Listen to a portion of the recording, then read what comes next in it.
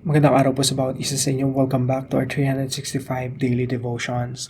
Gusto po munang batiin si Nelia Palma, Josie Tanaka, and Eli Santos. Maraming salamat po sa inyong pagsubaybay dito sa ating channel. Now, ang series po natin ngayon, excited po ako dito. I hope excited din po kayo. Every week nagpapalit tayo ng series. So, hindi discuss po natin ngayon. Yung pinaka-tema natin ngayong linggo ay My Whole Family for Christ. Yung isang buong pamilya po natin, walang membro ng pamilya na may iwan. Lahat po dapat ay naglilingkod sa ating Panginoon. At lahat po dapat sila nakakakilala sa ating Panginoong Jesucristo. So, my whole family for Christ. Yan po ang tatalakayin natin sa buong isang linggo. Now, umpisan po natin itong talakayan natin na ito sa tema na yan. Maganda po na simulan natin ito sa Joshua 24:15.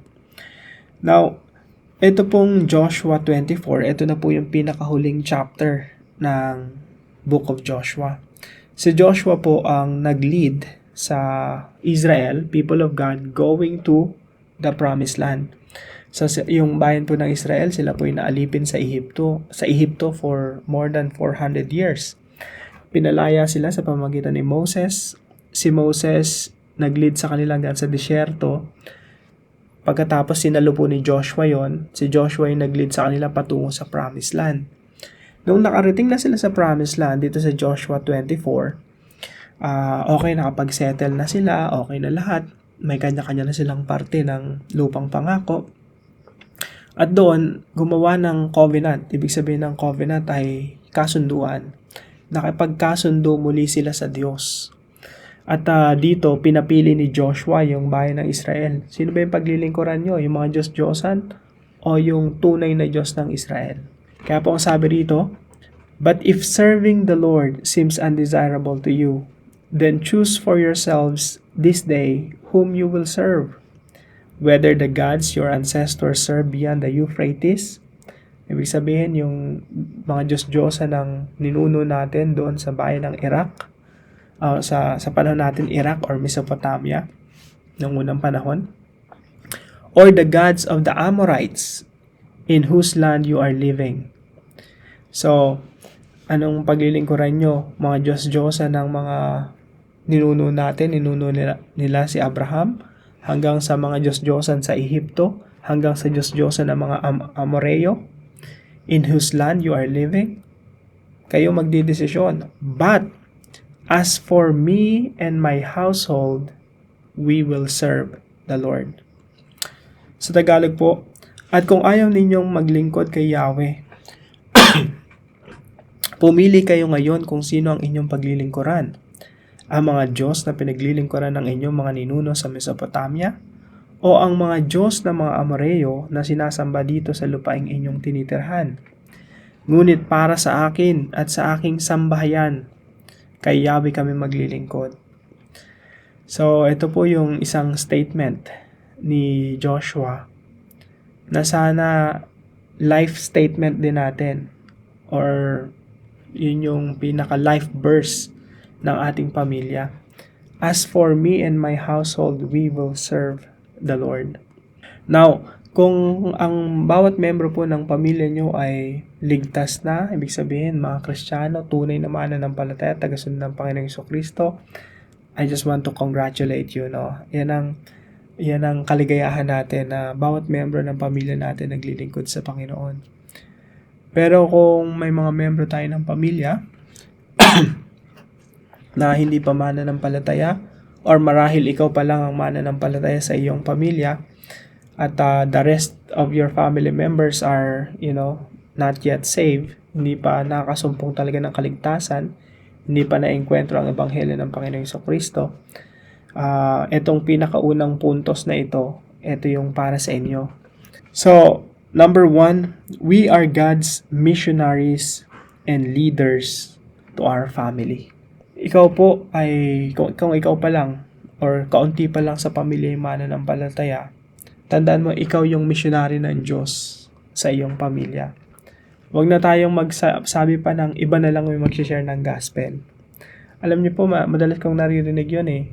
Bawa ako, ang hirap talagang share ng gospel yung membro ng pamilya eh. Kasi alam nila yung katauhan natin, yung kapangitan ng buhay natin, ugali natin, etc. etc. Wala tayong maitago sa kanila. Tapos sila pa yung baka maipokritohan sa atin or pagtawanan pa tayo. Ang dami nating mga excuses, fears. Pero alam nyo po, patuloy lang tayong magpabago sa Panginoon. At the same time, wag na tayong magbigay ng mga excuses. The fact na iniisip mo sa sarili mo na iba na lang yung mag-share ng gospel, the fact na nasa isip mo yon, ibig sabihin nun, kinakausap ka ng Panginoon. Ikaw na yun. Ikaw na yung missionary ng Diyos sa iyong pamilya.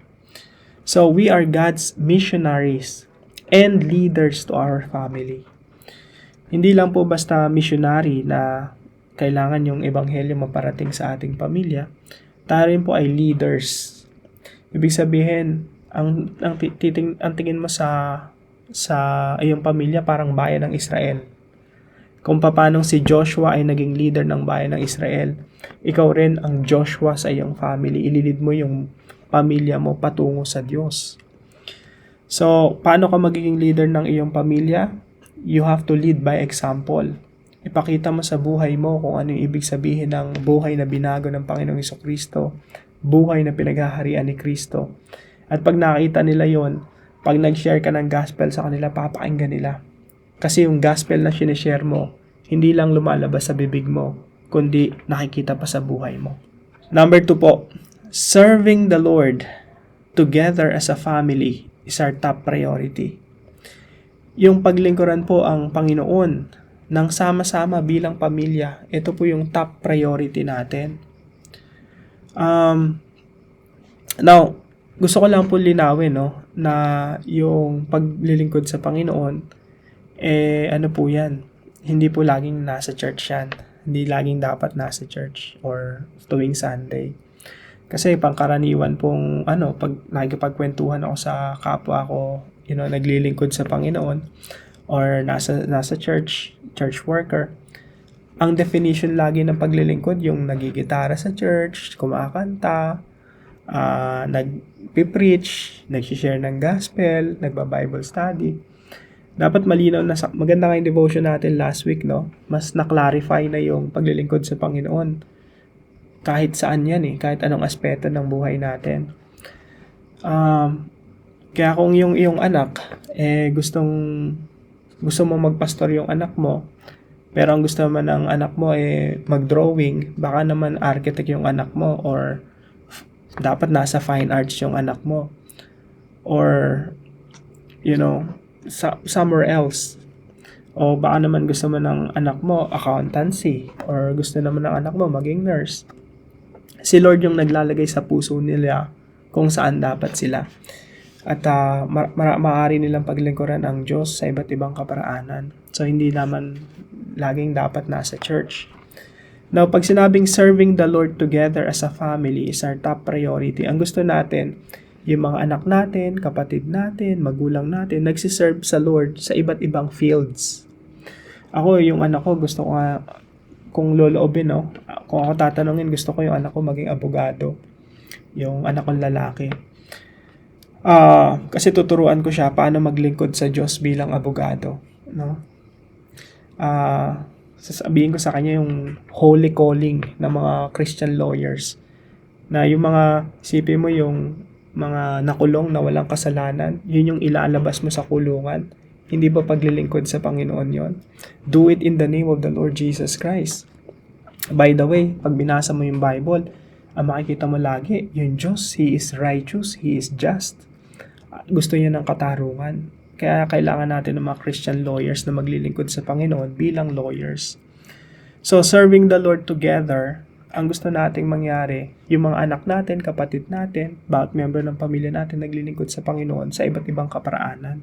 At pangatlo po, magkarugtong po ito, Kapag nakita natin na naglilingkod sila sa Panginoon, that's our greatest joy. Yun na yung kaligayahan talaga natin. So point number 3, our spiritual legacy is our greatest joy now and throughout eternity.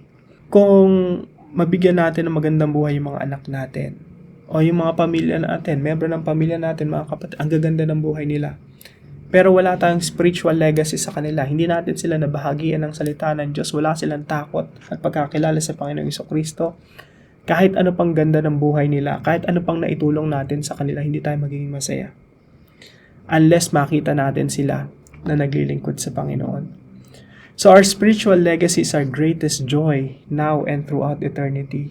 Maging kalagayahan natin yon dito pa lang sa lupa at sa pangwalang hanggan.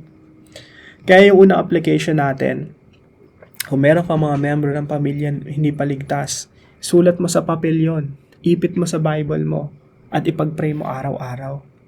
So, number 1, start praying for the salvation of each of our family members. Simulan na nating ipanalangin. Kahit tumagal yan ng 2, 3, hanggang 10 taon, ipag-pray mo ng walang sawa, walang humpay. Walang pusong hindi lalambot sa binabad sa panalangin. Start praying for the salvation of each of our family members. Sipin nyo lang, yung panalangin parang pressure cooker. Kahit gaano katigas yung karne, mapapalambot ng panalangin.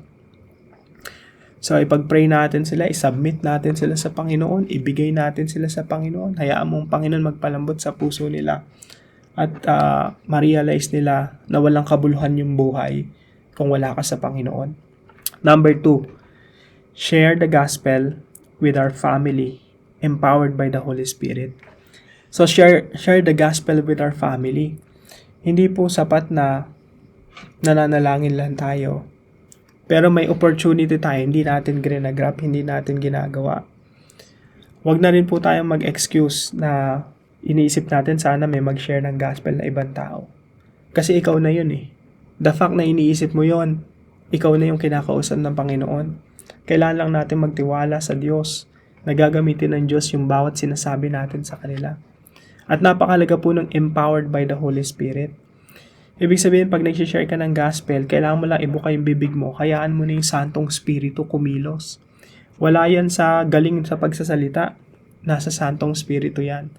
Kailangan nating ibabad sa panalangin at dumepende sa banal na Espiritu kasi pag nag-share tayo, kahit utal-utal pa tayo, kahit bulol pa tayo, pag nag-share tayo ng gospel with the power of the Holy Spirit, tatanggap yun at kikilalanin nila ang Panginoong Jesucristo bilang Panginoon at Hari ng kanilang buhay. So, we need to share the gospel while being empowered by the Holy Spirit. And number 3 po, serve the Lord and lead your family by example. Gusto mo ba na paglingkuran ng iyong buong pamilya yung Diyos? Ikaw yung pinakamauna sa lahat na maglingkod sa Panginoon. Ipakita mo sa buong pamilya mo na yung ginagawa mong trabaho, ginagawa mo yun para sa Panginoon. Gumigising ka ng umaga para sa Panginoon. Ipakita mo sa pamilya mo na nagde-devotion ka, nagbabasa ka ng Bible, at ipakita mo na nababago ka araw-araw sa dahil sa iyong pag-aaral ng salita ng Diyos. Serve the Lord and lead your family by example. So pag nakikita ka nila na mas napapalapit sa Diyos, tapos nababago ka, nakikita nila yung isang magandang halimbawa sa iyo. At doon pa lang, sa tuwing mag-share ka sa kanila, irerespeto ka nila, papakinggan ka nila. Napakalaga kasi yung respect eh. Pag hindi ka nire-respeto ng tao, hindi ka ginagalang, hindi ka papakinggan. Pero pag karespeto ka, binabago ka talaga ng Diyos, nagpapabago ka sa Diyos, pagbukas pa lang ng bibig mo, attentive na sila, papakinggan ka na nila. So I hope lahat po ng mga miyembro ng pamilya natin makakilala sa Panginoon. Now, para po sa ating discussion, what practical steps should we take to lead our whole family to Christ? Ano mga practical steps ang dapat natin gawin para maakay natin ang isang buong pamilya natin, ang bawat miyembro ng pamilya natin palapit sa Panginoon? So pag-usapan po natin yan sa ating mga discussion groups. At para naman po sa panalangin, kausapin natin si Lord. Father, have mercy on my family members. Isa-isahin niyo po, name them one by one. Save them. Soften their hearts so that they respond positively to the gospel of Christ. Let them become worshipers and servants of Jesus. I pray that they will realize that apart from Jesus, life has no meaning. it is empty and worthless. I pray that someday all of us will serve the Lord. I pray this in Jesus' name. Amen and amen. Salamat po sa katuwang natin sa devotion natin na ito, si Ma'am Helen, Sister Helen. Maraming salamat po sa inyo. Patuloy kayong pagpalain ng ating Panginoon. Kung kayo po ay may natutunan sa devotion natin na ito, ipalam nyo lang po sa comment section right below this video. Mahilig po ako magbasa ng mga comments po ninyo. Salamat po sa mga comments. At huwag po natin kalimutang ibahagi itong devotion na ito sa ating mga mahal sa buhay at mga kaibigan. Magkita-kita po tayo bukas, alas 5 ng umaga, dito po sa ating daily devotion.